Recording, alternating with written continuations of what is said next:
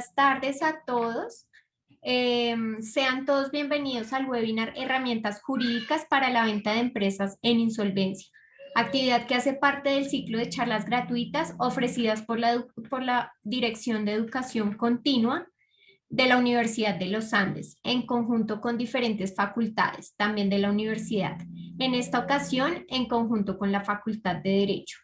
Con este espacio buscamos ofrecerles nuevas alternativas para que continúen aprendiendo en cualquier momento de su vida.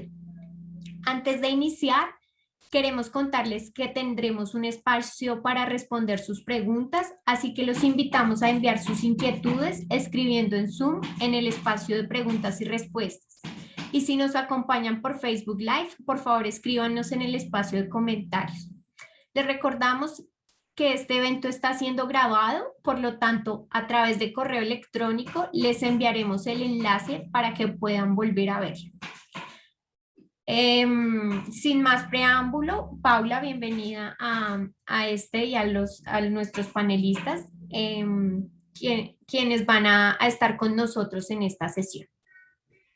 Hola Catalina, muchas gracias a todos, pues a ti, en especial a la Universidad de los Andes por esta invitación. Por supuesto, un saludo muy especial a los panelistas y a quienes nos están hoy acompañando a través de pues, la virtualidad, de la cual ya estamos todos acostumbrados. Y por supuesto que estas charlas se hacen en el marco de los diferentes programas de educación continua de la Universidad de los Andes, y este en especial para promover y que ustedes de verdad se animen a inscribirse al programa de profesional de régimen de insolvencia.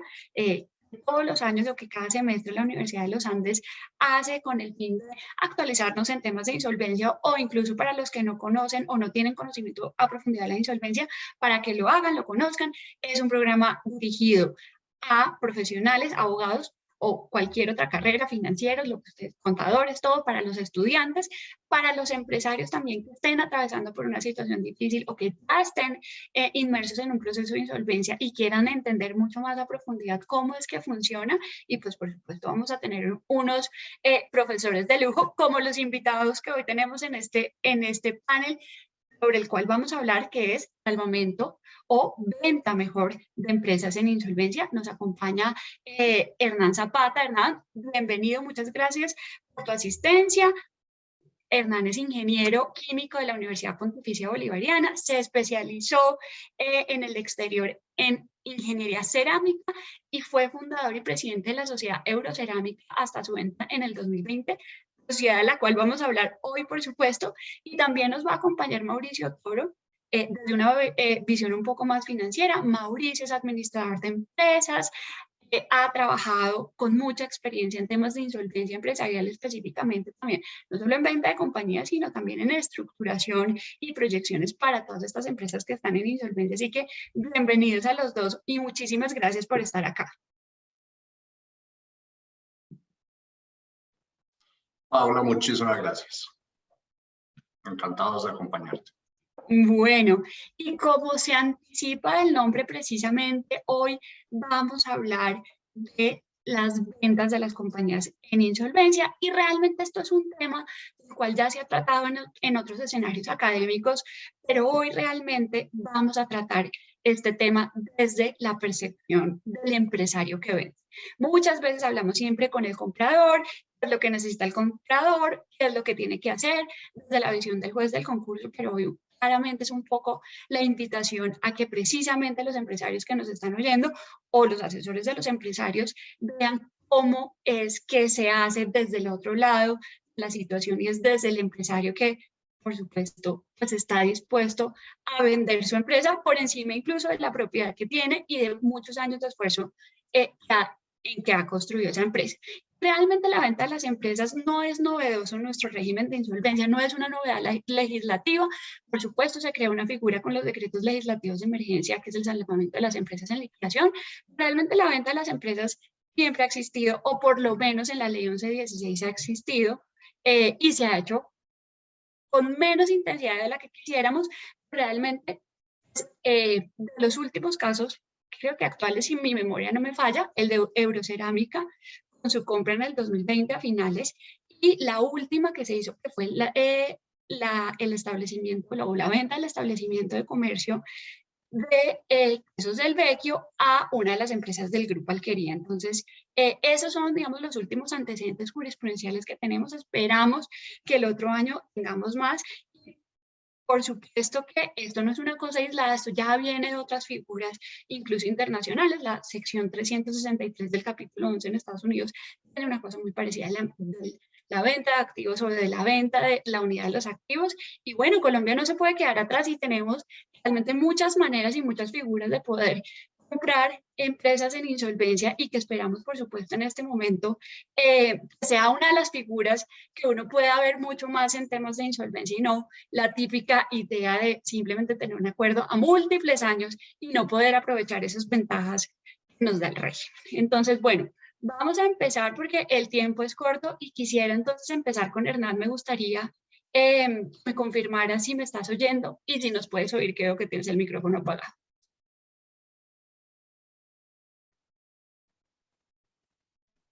¿Ya me oyes? Sí, ya te No. oigo. Ok. Bueno, Hernán. Para los que no conocen a Hernán, Hernán es un empresario de toda la vida. Ha pasado o pasó con su empresa, con Eurocerámica 550, lista la 550, iniciaste en el 2010 un proceso de reorganización empresarial, ¿verdad? O sea que tú sí Correcto. sabes de crisis. Cuéntanos cuáles son los principales alertas que debe tener un empresario a la hora de pensar si necesita o no irse a insolvencia. Bueno, lo primero es la caja. Cuando uno empieza a tener problemas de caja, el flujo de caja no ve uno que está resultando con qué pagar a los proveedores, a los empleados, para, digamos, contingencias, empieza uno a notar que algo está pasando y entonces empieza uno en esa alerta de que hay que hacer algo. Y entonces, pues, ya pues cuando uno llega a ese punto, pues ya empieza uno a pedir ayuda, empieza uno digamos, a hablar con los proveedores, a hablar con el sistema financiero, a buscar de pronto posibles socios, posibles inversionistas, y entonces pues empieza uno como a ver, digamos, qué camino es el más correcto, digamos, a seguir.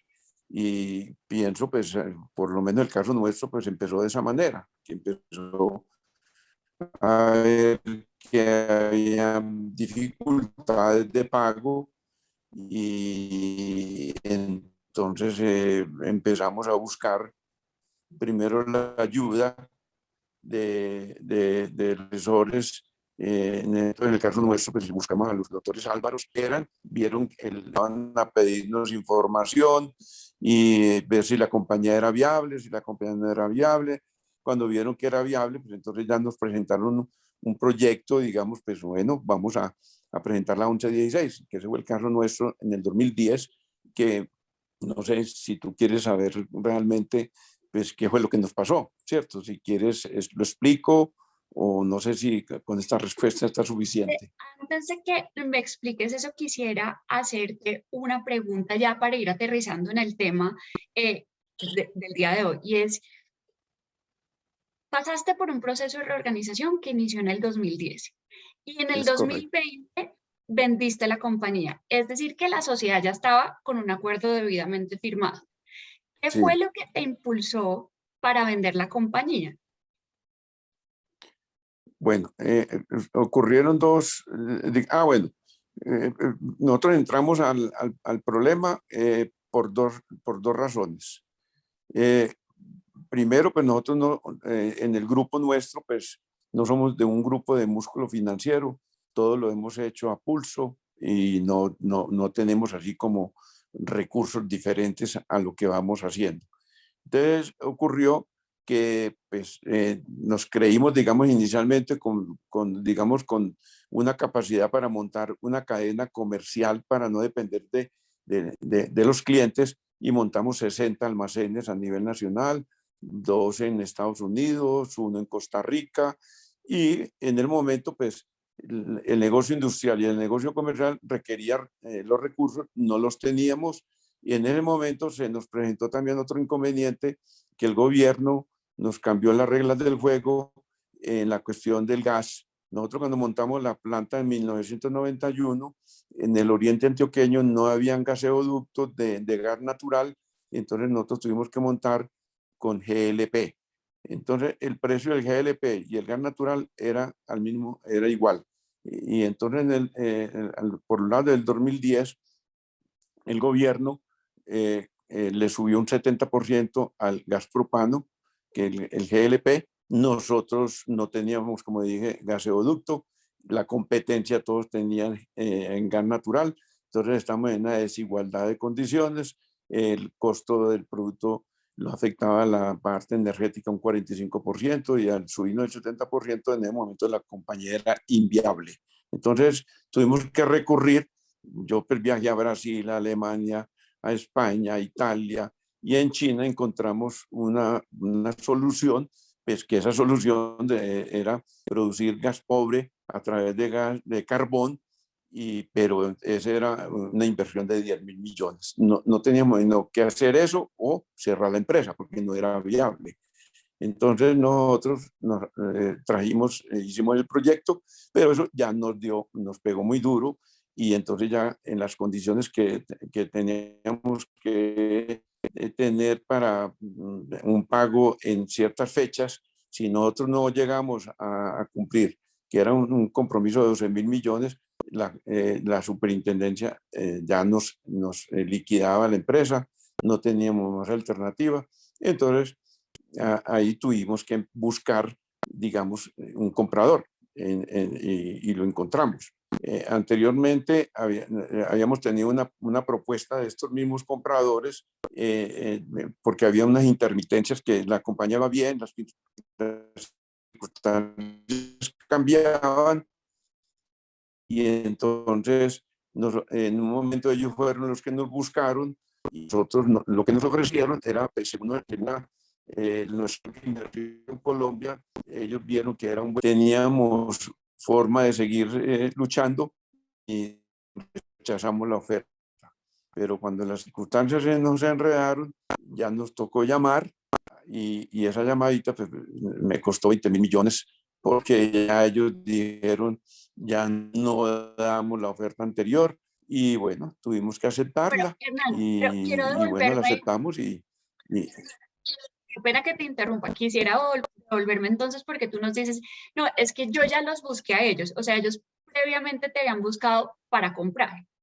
Es correcto. Ellos hacía por ahí unos 4 años me habían llamado que están interesados ellos ya habían, digamos, montado una planta que se llama San Lorenzo en Bogotá, en Sopó. Y entonces pues querían seguir creciendo, y entonces pues me llamaron y yo pues les oí la oferta, estuvimos negociando, vinieron y analizamos. La banca de inversión, como te digo, nos aconsejó aceptar la oferta. Nosotros nos creímos como muy fuertes para seguir batallando, porque el momento era, digamos, se veía así, pero estas circunstancias se fueron complicando, la competencia, las importaciones, empezaron a entrar productos chinos, productos de la India, entonces bajaban los precios, entonces ya digamos, no nos daba con qué, digamos, completar los 12.000 millones que teníamos que cumplir. Cuando nosotros vimos esa alerta de que no éramos capaces de cumplir, ahora sí hubo un momento en que yo busqué posibles inversionistas. Inclusive pues yo tengo muy buena relación con Cerámica Italia, porque en el año 1981 yo fui quien monté Cerámica Italia. Ellos me contrataron y yo les ayudé a montar a este grupo, que eran unos políticos pues, de Cúcuta, liderados por el presidente Virgilio Barco. Entonces pues he tenido muy buenas relaciones con ellos. Yo les ofrecí en un momento que hiciéramos una alianza. No me respondieron inmediatamente. Cuando me respondieron, el presidente David Arada vino a Medellín expresamente a hablar conmigo, que él me facilitaba los 12.000 millones, pero realmente ya fue tarde, porque ya ya estábamos comprometidos, ya habíamos firmado y ya había unas multas de por medio que no permitían, digamos, ya aceptar la oferta de Ceramec Italia. Pero a mí me hubiera gustado esa propuesta, pues, de hecho la había solicitado, pero vinieron ya muy tarde y desafortunadamente ya no se podía hacer nada. Después de eso, tú buscaste a los otros inversionistas y cuéntanos un poco cuando dices perdí 20.000 millones de pesos.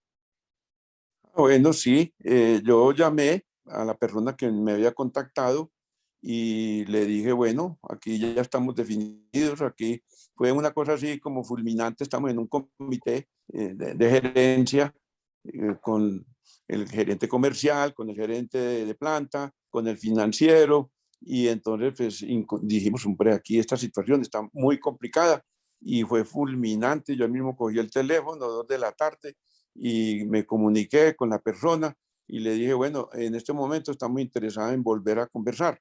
Y entonces de una, pues ellos son de mucha experiencia en compras de empresas, porque ellos tienen, en México tienen 18 fábricas, en Argentina tienen como 2, en Perú tienen 1, en Colombia ahorita tienen 2, en Chile tienen operación comercial. Entonces, pues bueno, ya ellos se aprovecharon de la situación y le dijeron, sí, seguimos interesados, pero entonces miremos ya las cifras. Y entonces cuando ellos ya les mandamos la información, entonces dijeron, sí, efectivamente nosotros sí sostenemos la empresa, la oferta que le habíamos hecho anteriormente, pero 20.000 millones menos. De todas maneras, pues, ya, como dice, está ya uno arrodillado, tiene que aceptar, porque no teníamos más alternativa. En el momento ya no teníamos más alternativa, pues tuvimos que aceptar la propuesta. Inclusive es bueno contar qué nos pasó después de haber firmado. Un incidente que con la pandemia. Cuando empezó la pandemia, ellos fueron los que me llamaron a decir que se querían quitar del negocio. Entonces, ¿qué pasaba? Nosotros ya teníamos un compromiso con la Superintendencia de Sociedades que tenía una fecha exacta de que teníamos que pagar esa plata, y entonces pues los Álvaros y Contexto Legal nos ayudaron a batutear esa situación de que ellos no se quitaran.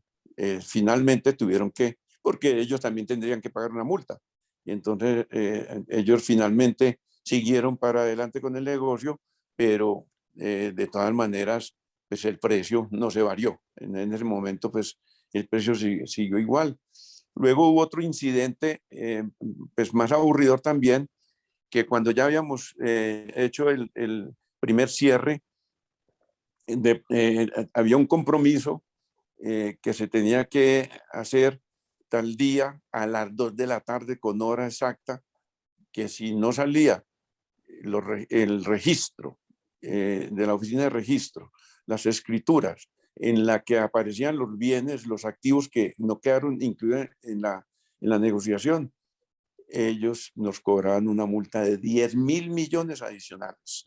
Entonces, pues yo pedí ayuda al doctor Rodrigo Zuluaga, que lo quiero mucho, y el presidente de la Cámara de Comercio del Oriente, y le dije, Rodrigo, salve usted a Guarne, Antioquia, a Colombia, pero necesito que usted me ayude a que este registro salga antes de las 2 de la tarde. Y a la 1:30 me llamó, ya se lo conseguí. No, fue espectacular. Llamé a los Álvaros y digo, ya quedó todo listo. Bueno, entonces en septiembre hicimos el primer cierre y en enero hicimos el segundo cierre. También es importante para que también se tenga en cuenta que en estos acuerdos, pues yo no lo sabía, pero bueno, ellos le retienen a uno, se pagaron a todos los proveedores, a los bancos, con intereses, con todo, completamente. Y pues yo creo que se puede decir millones para 5 años. O sea que ellos nos entregan aproximadamente un 30% en 2 años. Y el resto, en 3 años posteriores, cada año nos entregan por terceras partes lo que queda para posibles contingencias. O sea, Es más, pero yo quisiera interrumpirte un segundo. antes de que tú nos cuentes más los detalles, y quisiera preguntarle a Mauricio, ya que tú nos estás hablando de todo el tema de que primero te buscaron los inversionistas, tú dijiste que no, y después tuviste que buscar los inversionistas. Entonces, Mauricio, tú como súper experto en estos temas, ¿cuál sería el tip fundamental para encontrar una empresa deseable para una venta? ¿Qué debería tenerse en cuenta? ¿Cómo pescar en este mar de empresas en insolvencia una, mejor dicho, el pez gordo? Bueno, acá como Toro Neira, pues acá nos acompaña Daniel Neira, mi socio, entonces en cualquier momento para que él meta la cucharada. No, yo no creo que exista, digamos, una fórmula mágica que uno pueda decir que uno puede buscar y encontrar la compañía ideal en insolvencia o no insolvencia, digamos. Las compañías, el valor de una compañía se determina pues por los flujos de caja libre descontados, tenemos a valor presente. Eso es una fórmula, digamos, pues ya conocida mundialmente. Entonces, hay compañías que generan valor y hay compañías que no generan valor, independientemente de que una compañía esté o no en un estado de insolvencia.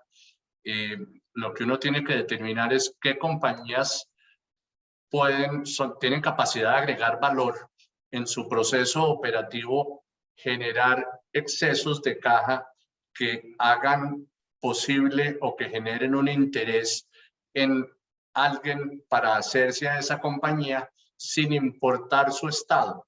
Entonces, hay compañías que tienen dificultades financieras porque están sobreendeudadas, porque tuvieron un problema exógeno en donde si está en el negocio del agro, hubo unas inundaciones terribles y las cosechas se dañaron. Entonces, pero no dejan de ser compañías interesantes y viables. Entonces, no puede uno determinar aquella compañía objeto de venta, sino más bien hay aquellas compañías que generan unos flujos favorables, interesantes, independientemente de la coyuntura. Entonces, lo que el asesor tiene que hacer es encontrar cómo neutralizar esa coyuntura, digamos, o por la ola invernal, o sí, buscar, digamos, en esa tormenta perfecta, cómo estabilizar la situación. Y muchas veces lo que no hemos entendido muy bien es que los procesos de insolvencia permiten esa estabilización de los negocios. Entonces, en el caso, pues, digamos que se conoce, en el caso de Campollo, digamos que es parte de la invitación que nos hiciste, eso fue lo que sucedió. Primero, es una compañía que entró en una crisis profunda porque hizo un proyecto de inversión de muy alta envergadura. Lo mismo que le pasó a don Hernán, la compañía empezó a sufrir por déficits de caja, no tenía, digamos, la caja necesaria para seguir y terminar su proyecto, un proyecto gigantesco que montó en la costa Caribe, y entonces necesitaba soluciones. La solución fue recurrir a la insolvencia para estabilizar la caja de la compañía. Duró 3 años todo ese proceso y finalmente, digamos, la compañía logró estabilizarse y solo en ese momento fue posible pensar en un escenario de venta. No antes, porque la situación estaba tan débil que no se generaban las cajas necesarias para agregar valor y para generarle un valor a un comprador. Entonces, lo interesante de la insolvencia es que sí genera mucho valor a las compañías que son viables, las estabiliza, uno logra neutralizarlas, ahí es donde uno hace la valoración y empieza a agregar valor para salir a venderla y que el accionista vendedor recupere su inversión a través de ese proceso de venta.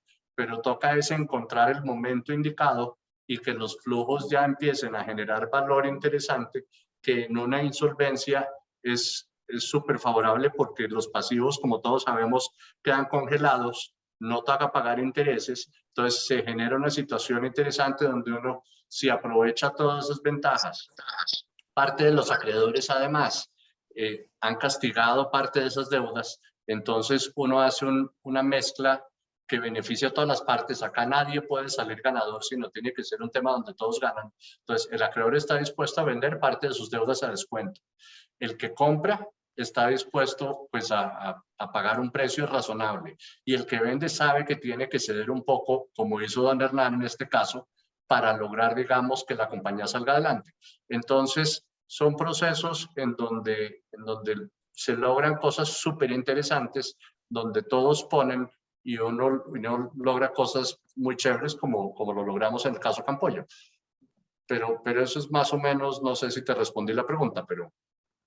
Sí, muchísimas gracias. Ahora nos hablaste del tema de la valoración de la empresa, ya nos contaste el flujo de caja descontado.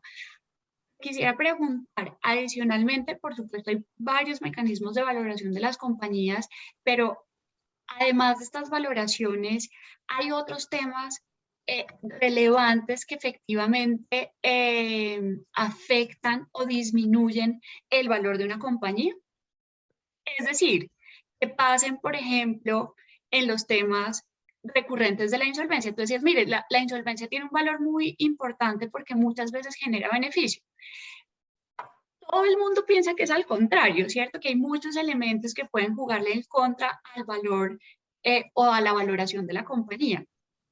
¿Qué piensas? Si existen algunos temas importantes, no sé, tema de estabilidad jurídica, demoras en el tiempo de respuesta del juez del concurso, proveedores, el mismo empresario que va y vuelve, o que definitivamente algo extraño o no previsible en el mercado ocurre. No, yo creo que hay unos temas legales críticos que toque resolviendo sobre la marcha.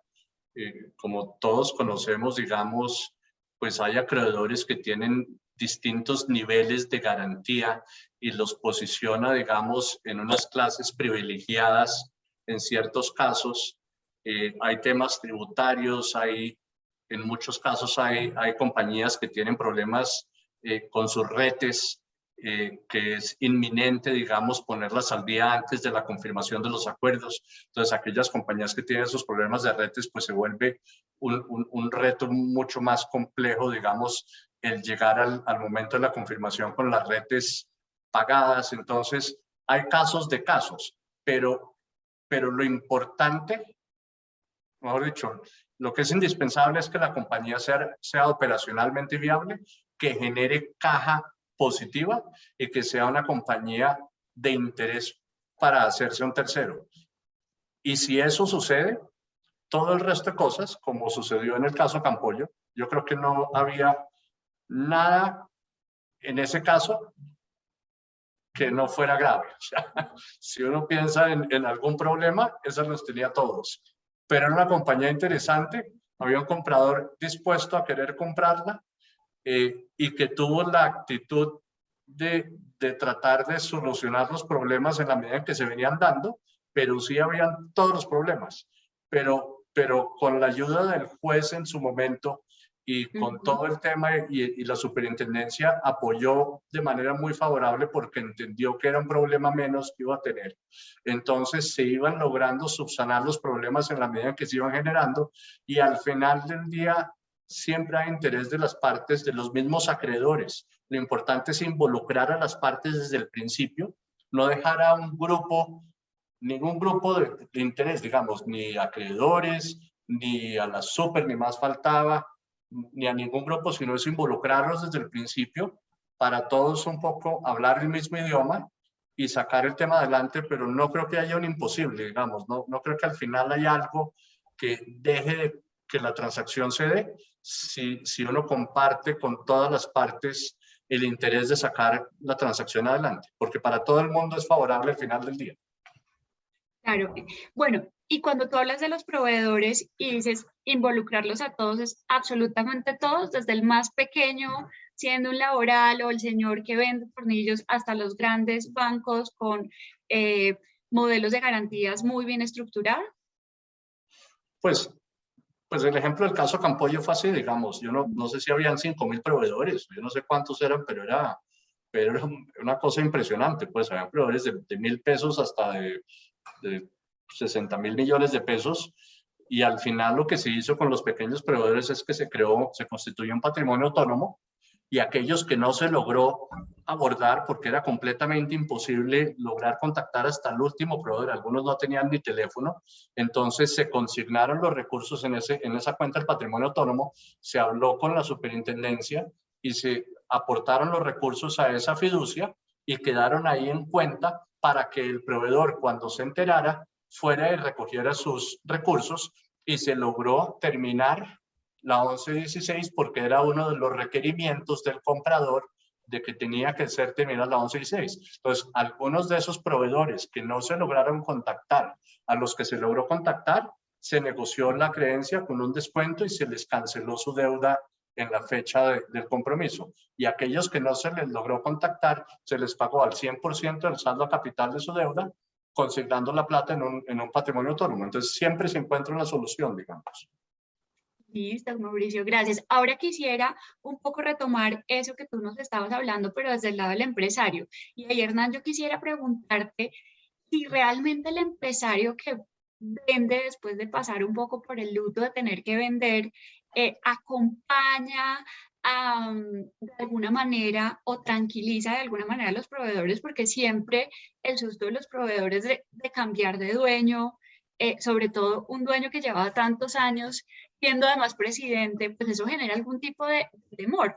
¿Cómo fue en tu caso y si tú hiciste adicionalmente un acompañamiento para que efectivamente el negocio se pudiese cerrar?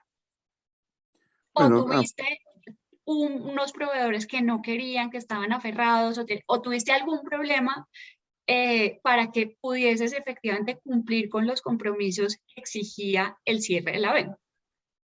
bueno, en el campo cerámico, afortunadamente, los proveedores son comunes, digamos. Normalmente las materias primas se traen de España, Italia, y esos mismos proveedores son los mismos, eran los mismos de la Mosa, que es la compañía que nos compró en México, y del mismo Corona, de Ceramic Italia, de Alfa. O sea que ellos pues estaban enterados de la situación, y entonces no había temor, digamos, ni del comprador ni de los proveedores, porque sabían que estaban en buenas manos, y efectivamente pues todo fue normal, no hubo ningún inconveniente. Y pues ellos sí, les dio mucha tristeza porque pues nos tenían mucho cariño y mucho afecto, porque pues fuimos muy positivos, pero de todas maneras aceptaron y no hubo ningún inconveniente.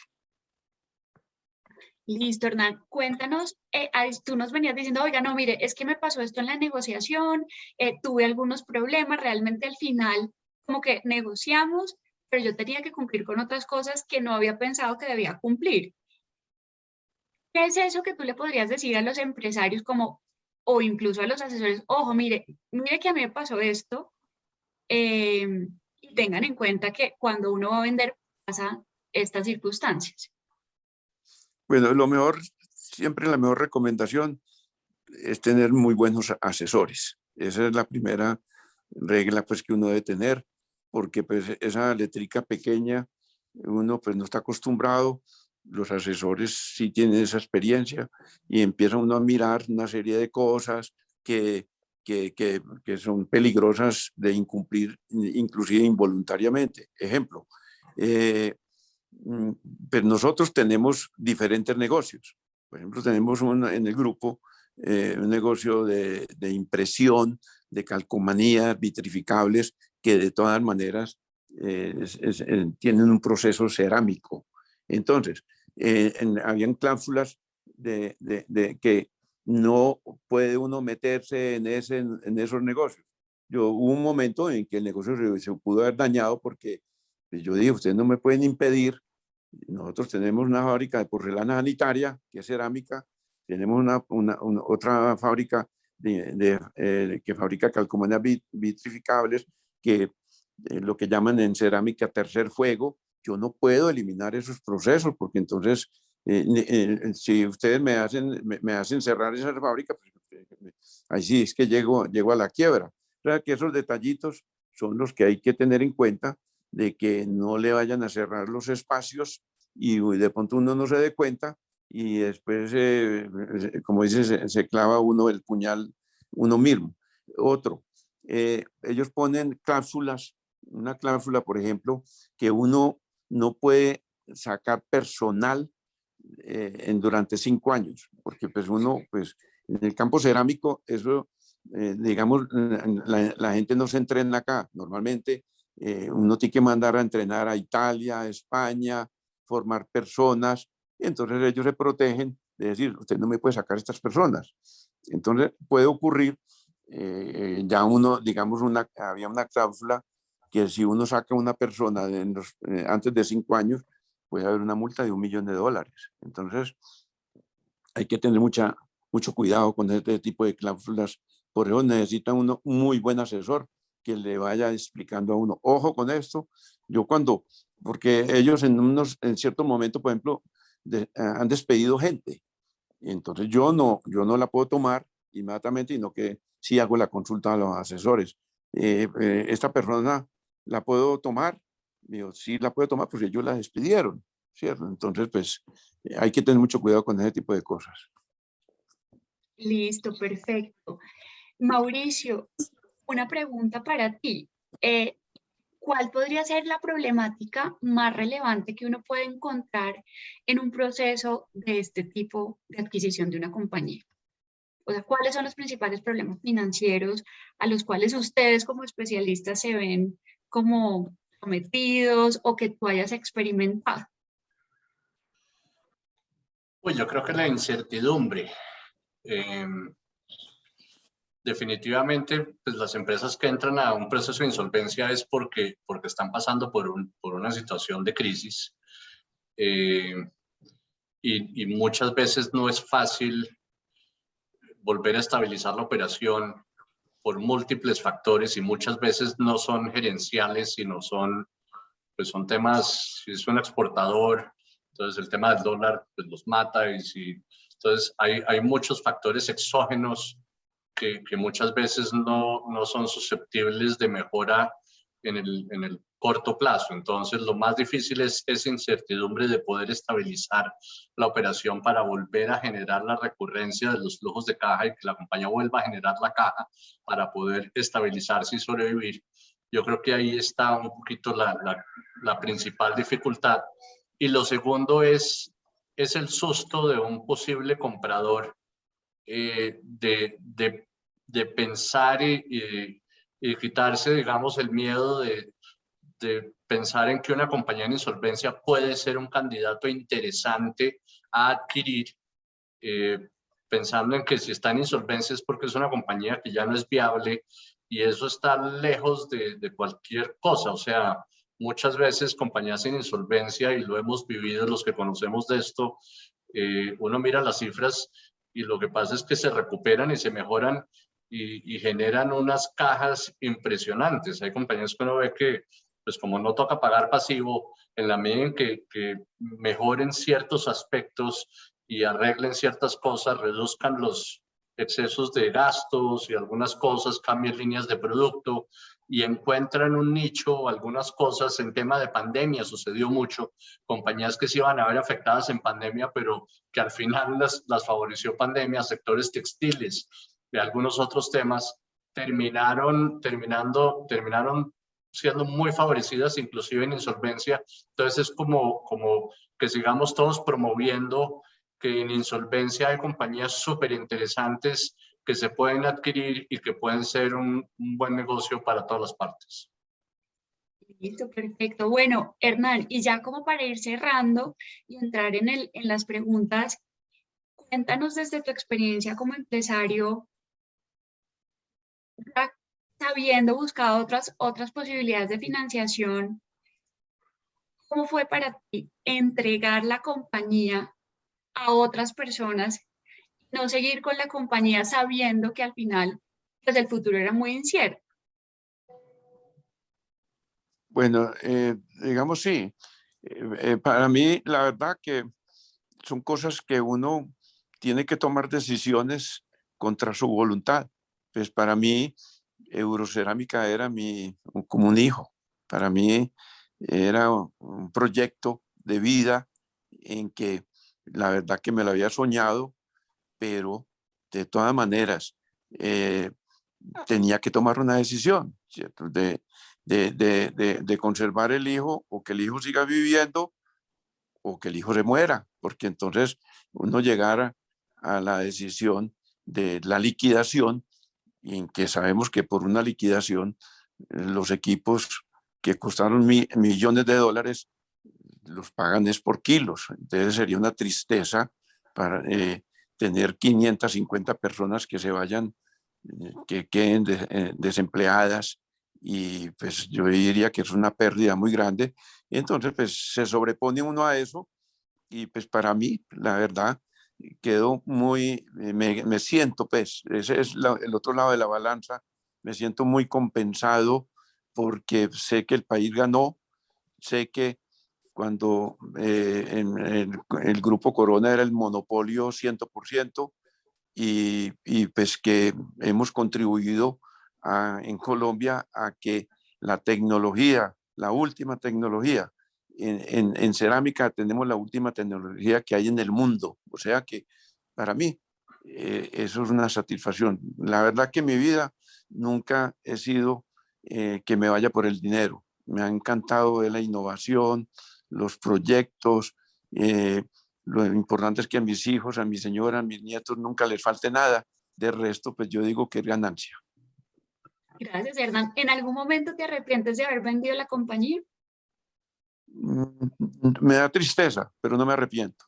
Siento nostalgia porque, pues, sinceramente, yo sí quería morir siendo dueño de Eurocerámica, pero la vida no, fue más, los problemas financieros fueron más fuertes que lo que podíamos hacer, y entonces, bueno, la verdad que no me arrepiento, porque la compañía sigue y sigue muy bien. Lo que pasa es que desde que haya recursos financieros y haya caja, las compañías saldrán adelante siempre. Bueno, Hernán, muchas gracias. Mauricio, un par de preguntas finales. Lo primero es, para un inversionista, ¿qué sería más llamativo? ¿Que la compañía esté en trámite de reorganización o que ya tenga su acuerdo firmado? Como el caso de Eurocerámica, que ya, como lo habíamos anticipado, tenía su acuerdo firmado.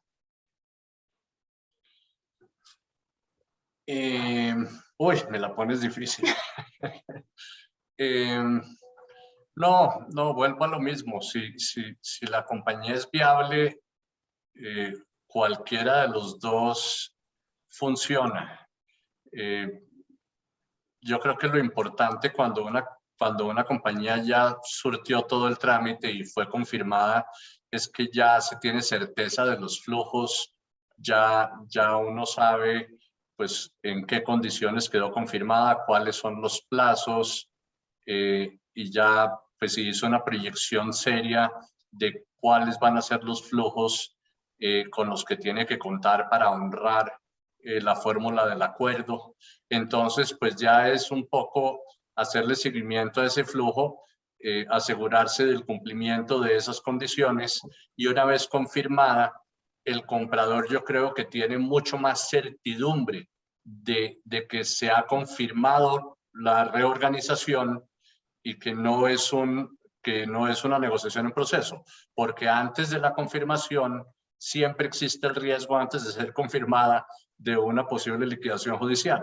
Entonces, en el caso Campollo, por ejemplo, pues el comprador siempre tuvo esa incertidumbre, y nosotros empezamos la negociación durante el trámite, pero ellos tenían claro que si no se confirmaban, no cerraban la transacción. Entonces tocó, si bien negociamos durante, no se firmó la transacción hasta que no fue confirmado el acuerdo.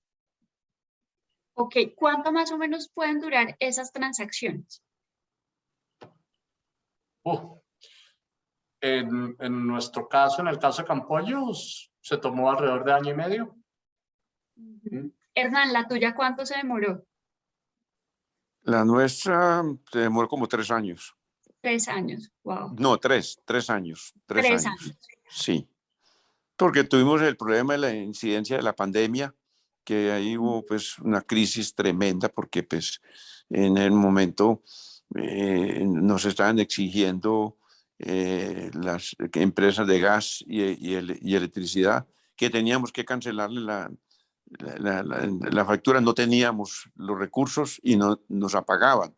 Entonces, pues finalmente cambiaron de posición y nos refinanciaron y bueno, pero hubo muchos incidentes que teníamos que volver a empezar.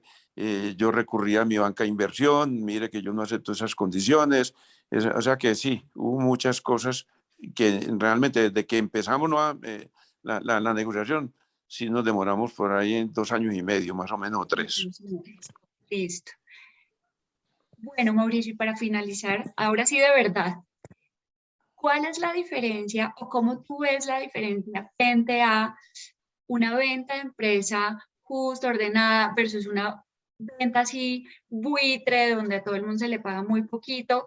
¿Cuál sería la diferencia o cómo tú verías en este momento en Colombia qué es lo que más se usa? Yo creo que en Colombia todavía no estamos acostumbrados a las compraventas hostiles. Y no, sí, no hay mucho conocimiento en Estados Unidos y en Europa. Las compraventas hostiles, digamos, son del día a día, pero en nuestro medio no ha habido muchos casos. Y cuando uno analiza, digamos, una situación de una compañía en insolvencia, realmente no es una compra hostil, no es nada parecido a una compra hostil, sino es una negociación en insolvencia o no insolvencia. Son casos iguales. O sea, el vendedor está dispuesto a vender su compañía y acá no tiene nada de hostil.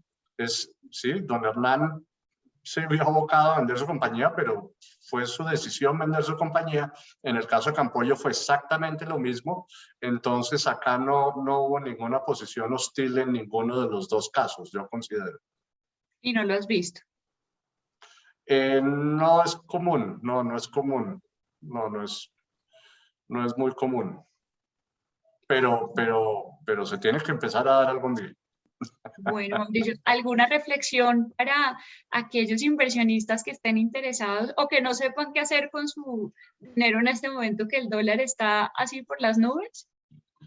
No, pues para los empresarios y accionistas que están en insolvencia, pues que no les dé miedo y siempre existirán oportunidades de vender su operación parcial o totalmente en buenas condiciones.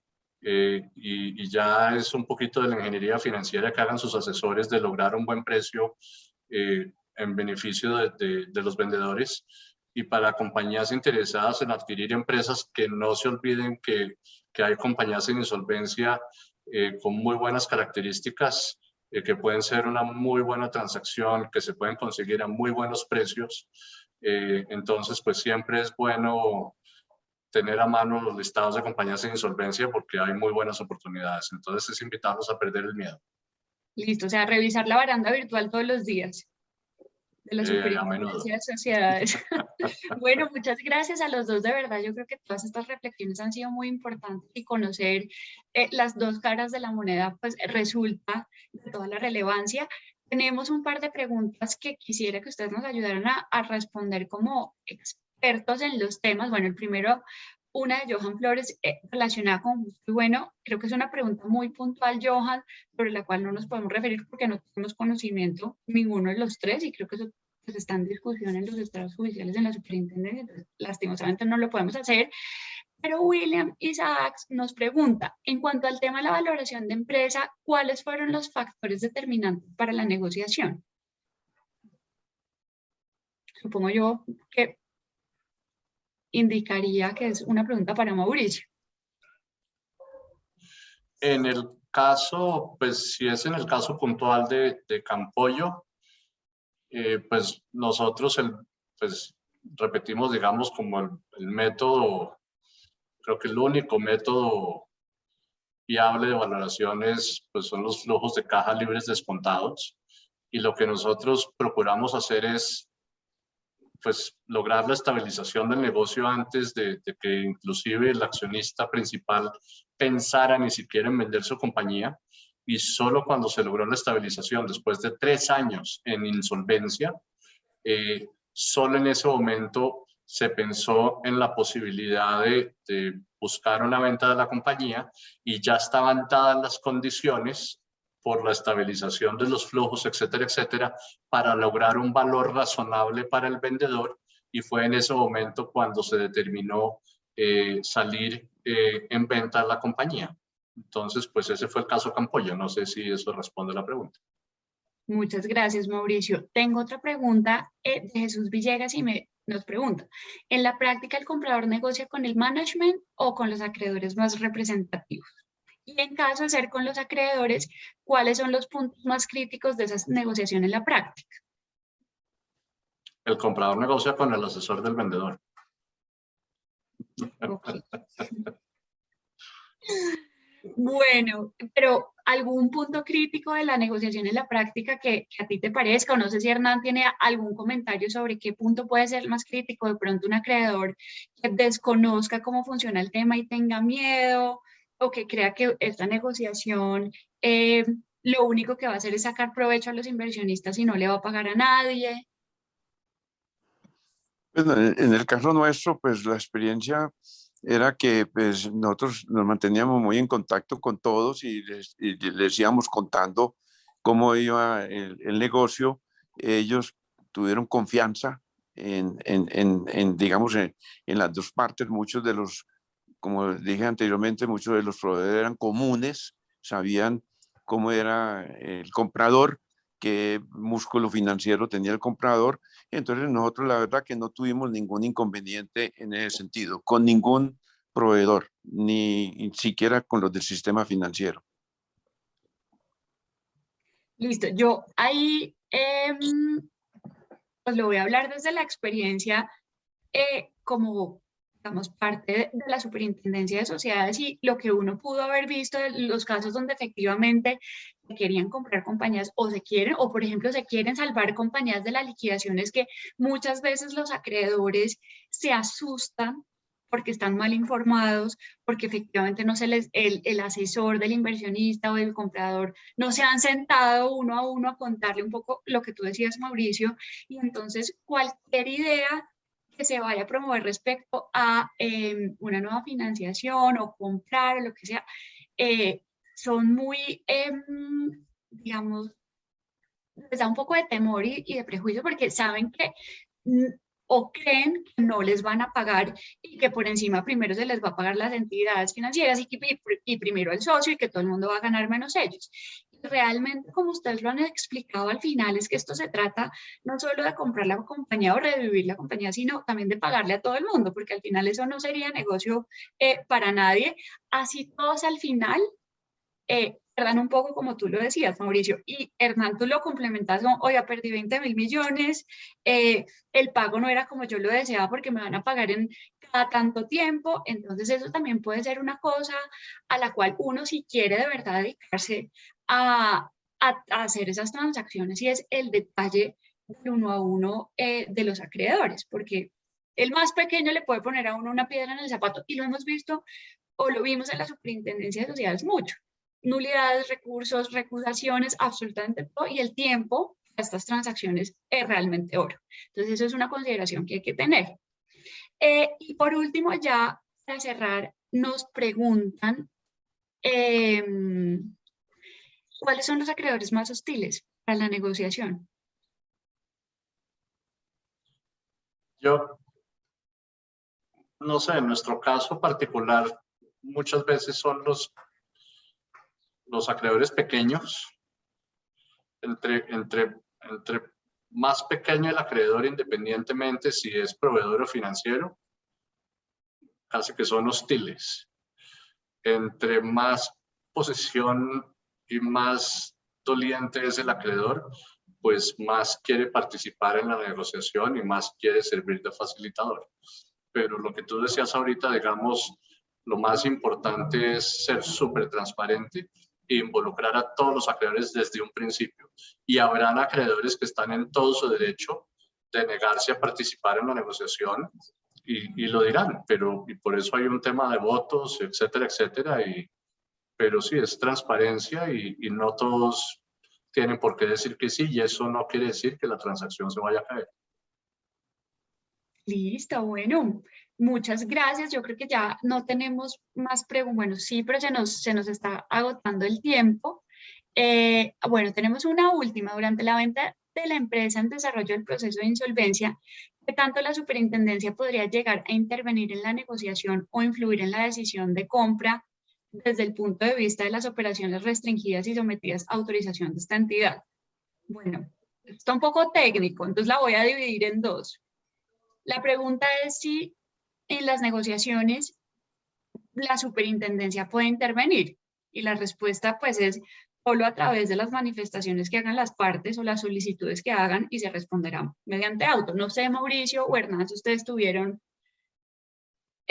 otra situación distinta que entendería que no, que pues el juez del concurso no se puede sentar a negociar con los acreedores ni absolutamente nada. No, Perdón, no, sigue, Hernán. y yo lo que pues, me tocó pues en el caso nuestro es que sí hubo, había que de la Superintendencia de Industria y Comercio, de que no hubiese, digamos, que esta compañía no tuviera una mayoría, de que se fuera, digamos, a ver un manejo en el mercado. Eso pues sí tuvimos que esperar que saliera un documento. Sí, claro. No había, digamos, un manejo, digamos, de más del 50% del mercado o algo así. Pero tuvimos que esperar ese documento. Perfecto. Y tú, Mauricio, no sé si hayas tenido algo.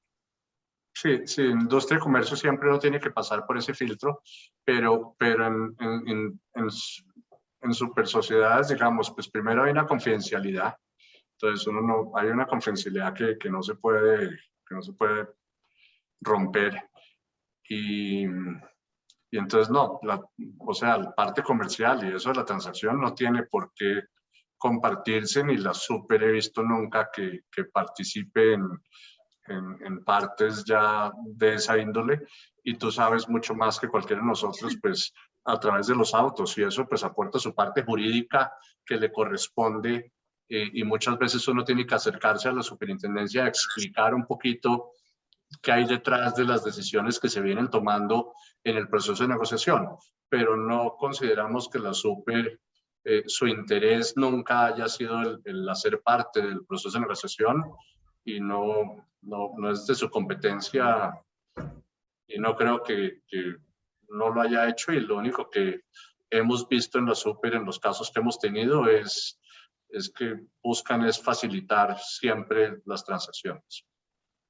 Gracias a los dos, y en efecto, como Mauricio bien lo dice, pues la superintendencia no tiene esa competencia ni de ser asesor, ni de decidir si la operación está bien o está mal, salvo que haya algunos derechos de los acreedores, por ejemplo, más vulnerables como los laborales, o que hayan unas cláusulas absolutamente contradictorias con lo que establece la ley. Entonces, la superintendencia solo va a intervenir en el caso en que la operación tenga algo ilegal o que incumpla las normas de insolvencia. Por supuesto que se va a pronunciar o va a dar las autorizaciones correspondientes en el marco de las ventas, siempre que las partes se lo pidan, porque la superintendencia o el juez del concurso no lo puede hacer de oficio, sino, por supuesto, a petición de parte. Para eso, para responder un poco la pregunta de César, importante que revisen el acta o revisen el proceso de quesos del Vecchio, donde efectivamente la Superintendencia de Sociedades hizo un análisis muy importante de todo lo que tiene que tenerse en cuenta a la hora de autorizar una venta de una compañía o de un establecimiento de comercio, y sobre todo una cosa que tal vez tocó Hernán al principio, y es cuál es la balanza entre mantener una compañía que está destinada seguramente al fracaso por falta de recursos versus transferir la compañía o el establecimiento de comercio a un tercero que tenga el músculo financiero para salvarla, porque no solo se salva el socio, sino se van a salvar todos los acreedores. Jamás van a haber una liquidación, o con muy poca probabilidad la posibilidad de pago, como si lo habría en las ventas de las cuales hoy estamos hablando.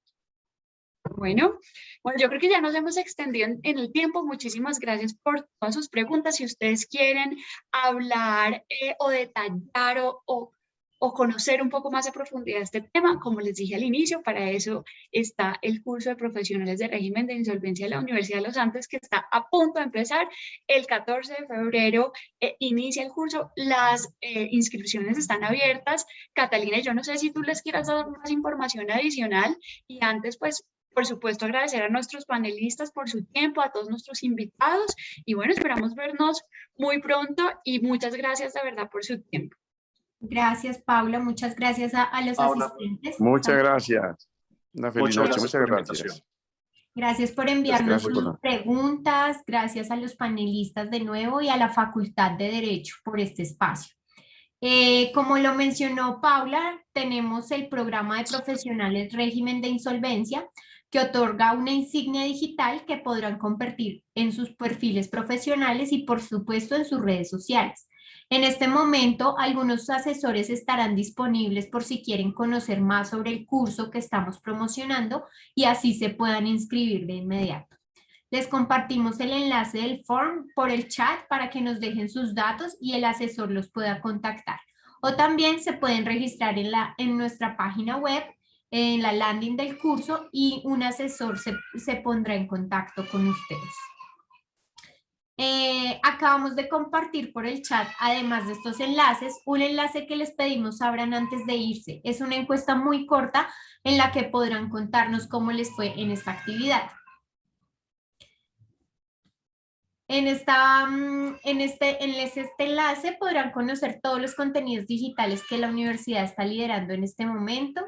Y de nuevo, muchas gracias a todos por su participación. También muchas gracias a los asistentes que nos acompañaron por nuestro Facebook Live. Esperamos que esta actividad haya sido provechosa para ustedes y que nos sigan acompañando en el resto de actividades.